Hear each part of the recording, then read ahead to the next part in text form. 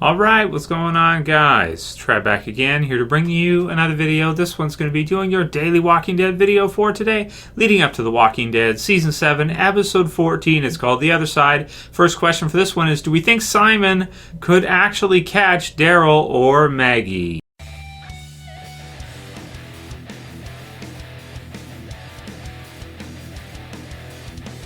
And spoiler warning, of course, if you're not caught up for Walking Dead, that's up to the end of episode 13. In this one, we're going to start discussing episode 14, what we think is going to happen. Again, predictions, please no spoilers. If you're into spoilers, keep them to yourself, please.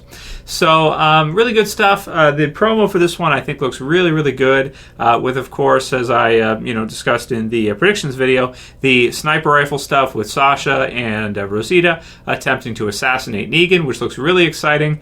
And also the stuff with the hilltop, with Simon and, of course, Daryl and Maggie. We can see scenes of them running and hiding, and you've got Simon there talking with Gregory. So it looks really good. Raphaël Tremblay asked this question. He said, it looks like Gregory is selling Daryl out. So do we think he could actually sell him out and hand Daryl and Maggie over? So we do hear something in the trailer, in the promo, about somebody who could have crazy ideas. You never know who might take over. Somebody might have crazy ideas. So we get kind of the feeling that Gregory is definitely on his own side, and we're just not sure, 100% who he's going to be, who he's gaming here. Like, who is he with here? Is he with the Saviors? Is he with the Survivors and their kind of resistance against Negan? It seems to be most likely from the description from the comics that Eugene gives about Dwight, which is that he's really at best playing both sides to see who's going to win, and then we'll go with the winning party of who he perceives to be the group that's going to win. And to me, that seems exactly like what Gregory is doing. So it could be a really exciting development if Gregory was to hand over Daryl or Maggie or both, and that would be a huge piece of leverage that Negan could have over Rick and the others. Like, what if, he captured them, put a gun to their head, and then Rick and the others attacked, and he had them there, and he said, surrender or I'll kill them both. It could be really interesting to see what Rick would have to do in that case. Now, from what we've heard from Rick recently with kind of this fighting for a future idea, is that pretty much the way he sees it, if anybody is killed off, it might be worth the cost in order for them to get what they need, get rid of Negan, and to be able to create a free society rather than being under a dictator, dictatorial leadership of Negan. Or even if you kill Negan, Simon might even be worse. I mean, it's hard to tell right now, but Simon certainly looks like he could be worse than Negan, like if he really got silly and just wanted to do whatever the hell he wanted, because we don't know Simon that well yet. So he could be worse than Negan, depending. Really not sure. But with this one, I mean, I'm kind of feeling like I don't think Simon's going to catch Daryl. I don't think he's going to catch Maggie. You guys did comment in the video. You're right. Simon does at least know who Maggie is. He was there for the events of the Season 6 finale, Season 7 premiere. So he does know who's in the lineup. He was watching carefully. So if he sees Maggie at the hilltop either, he'd probably notice and maybe take her back. Maybe he would, but it's also possible, even if he saw her, he might not give a shit, and he might just leave it alone. So we'll see what Gregory tells him, and if he tells him about Rick and the others. Also, of course, Simon's Negan's right-hand man, but it's going to bring in some interesting questions of whether or not Negan can even trust Simon as well as he thinks he can. So we'll see. We'll see what happens with that. And either way, I'm really enjoying this character. Really glad they gave Stephen Ogg this character to play in The Walking Dead, because he's really funny. Everybody from Grand Theft Auto who's played the game, where he's the star, and they love him as Trevor in Grand Theft Auto. And I love seeing him in Breaking Bad and some other shows he's been in, and he's fantastic. But my prediction is, I don't think he's going to catch Daryl and Maggie. That's it. I don't think he's going to. I know Gregory's up to no good. He's always up to no good, but I don't think he's going to catch him. So we'll see how it all shakes down, though. It should be really, really exciting. Write your comments below, and if you guys think whether or not he's gonna catch him.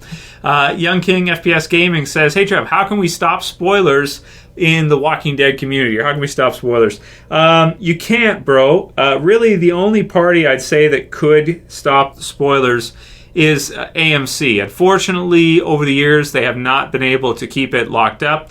I don't know if there's an easy solution. If they wanted to close those leaks 100%, they might have to go through and start firing people And, that, of course, is people's lives, real life, not entertainment. So you don't want to fire people. You don't know who to trust because you're giving this information and everybody's working on it. And obviously it's getting out somehow. So it's pretty tricky, man, especially like, for example, it's really bad when you have an episode like Sunday's episode where, people find out what's going to happen in terms of the script. Like, it's not like, deduction based on pictures or stuff like that. People are posting comments, and guys, please don't do this. If you read it, that's cool. I don't care, but please don't do this to other people, to just write it all over the internet in comments and forums and stuff like that with specifics to the script. I mean, once Ben was killed off, I kind of knew because I had saw it that Sunday a few hours before.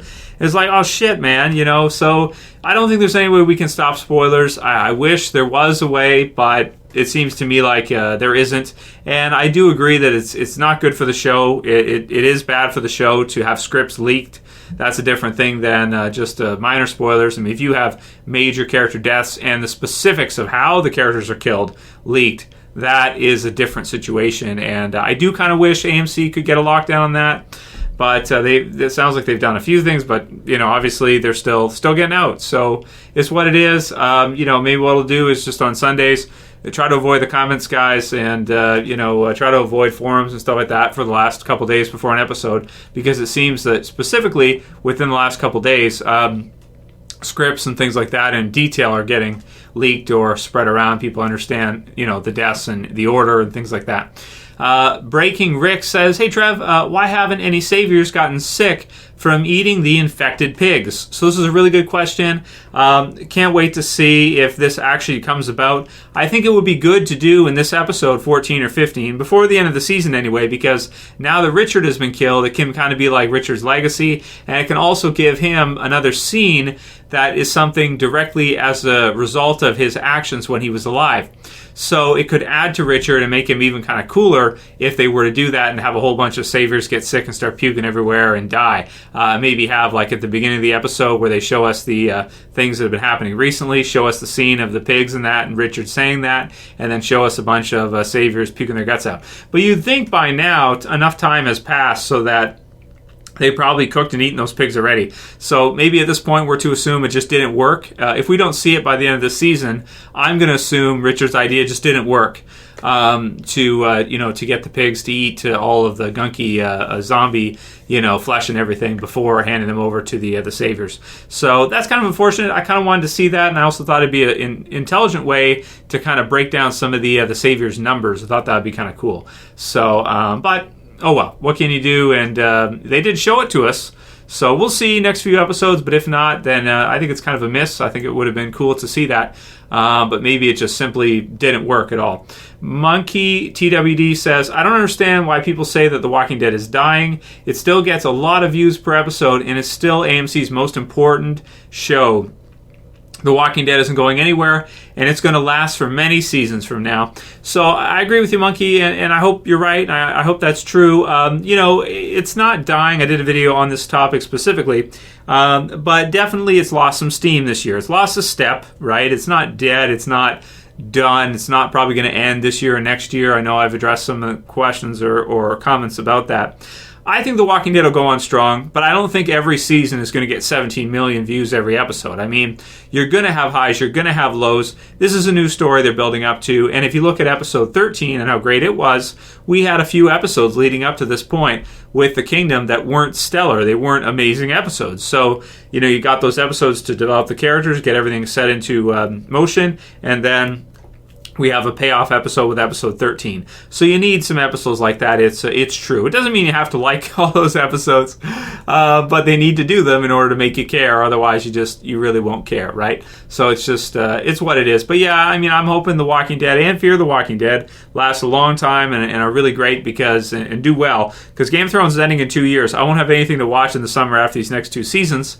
So I'm really hoping Fear continues, and I'm hoping The Walking Dead does because, my favorite show ever, for sure. I know a lot of you guys are the same. So let's hope it goes on for a long time. And I think it will. I don't think it's in jeopardy of being canceled right now or anything. The budget for this season couldn't have been that bad because, to be honest, if you look at what they did, there's nothing in there I'd see that is like it maybe costs as much as season 6 with the zombie herd, I wouldn't think. Unless the tiger costs more than the zombie herd, which I kind of doubt it. I mean, maybe it could, but I kind of doubt it. David Blacksher says, yo, Trev, Q&A, what do you think about Morgan's little mental breakdown mid-episode? Do you think Morgan legitimately felt that Benjamin had replaced Dwayne in his mind? Big fan, and thanks for the content. Keep up your thing. So you get into some psychology with this. We can get into a lot of details if you want to. I'll just briefly describe what happens to Morgan in this case. He basically has a relapse. He goes back into his clear mode. Pretty much the way your brain works, the way your mind is. Your brain is like a mesh. It's like a web, and we sort information in associations. So, for example, if I were to give you a few words, if you were to read on a paper, let's say a Halloween theme, you were to go like pumpkin, bat, scarecrow. Or if I was to go like pumpkin and then nurse and then red, like a color or something totally unassociated with that, you'll actually read the associated terms faster than you will the ones that are unassociated. That's something that's been studied scientifically, psychologically. So, like things are, sorted together in the brain, they're sorted like it's like a mesh. Basically, it's like a neural web, so to speak. In terms of logical assortment. So this happens as well too, even in computer science, which I studied. It's like an off by one error. Computers actually do it too. Sometimes the pointer picks the wrong variable. Sometimes the pointer goes to the wrong item off by one in some direction, in some way. And pretty much with him, it was just such a traumatic experience that he probably repressed, which is a defense mechanism in the brain. You depress things that are very painful. Morgan probably depressed the memory of Dwayne. He probably tried not to think about him too much. He repressed it back, and this traumatic experience with Benjamin kind of brought that back. It's not that I don't think Morgan is confused that he thinks that Benjamin was Dwayne or was his son. It's that he kind of was so similar. He was so associated, and he brought back a lot of those memories and everything, and Morgan said the wrong name for what we know. Is it possible that he could have been, that it's possible someone could be so crazy that they could actually believe that person is someone that's dead? That's possible, but that's when you get to the extreme. I don't want to say crazy because that's kind of rude, but to the extreme when people are losing touch with reality, which you could say that Morgan almost did in this one, but I'd say it's more closer to the side where he says the wrong name. He references them, and you can say, he picks, so to speak, because of the trauma and the pain of that incident right there, he picks the wrong one. He has, you could say, an off by one error, and he grabs the wrong term. He grabs the wrong name associated with, it's like a Freudian slip, associated with his son. So it brings back, the repression breaks down, the defense mechanism breaks, and it brings out all of these emotions that Morgan has when he realizes that kind of the way his psychology or his philosophy, so to speak, of how to deal with it, Eastman taught him, of how to deal with this world, unfortunately is just not, it's not reality. It's overly optimistic, and it's not practical. So he turns in his bow or his staff for a spear. He goes from peace mode to beast mode, and he's ready to fight. He goes back into clear mode, getting ready to clear off the saviors. So it was amazing, man. It was really amazing. I loved it. And, I felt like I was right there with Ezekiel and the others when he says Dwayne. It's like, what? And then it takes a second, and then you realize, like, oh yeah, it's his son's name. Shit, Morgan's losing it. And then he sees the melon, and it's like, oh, he's okay now. He's not going to slit his wrists. He found the melon, so it's all coming together now. But I loved it, man. I mean, I absolutely loved the breakdown he had. It was incredible, and Morgan 100% back into his badass mode that I kind of wanted to see him in season 5, but I'm glad they didn't give it to us right away. They made us wait, and now Clear Morgan is back, so clear mode. Really cool stuff. Loved episode 13. That's what The Walking Dead is all about. Write your comments below, guys. Let me know what you think about Morgan's little mental breakdown and how you would psychoanalyze it, or how you would analyze it, break it down, how it makes you feel. And you can write that. You can thumb up the video below. You can share. You can favorite. If you're new and you want to subscribe, you can subscribe at the bottom left. Leave me more questions for tomorrow's video, guys, and I'll see you again then. Check out the videos if you missed any this weekend, because this is certainly an episode that we can talk about for sure. It's Trev, and I'm saying peace. See you guys tomorrow. Later, guys. See ya. You better subscribe.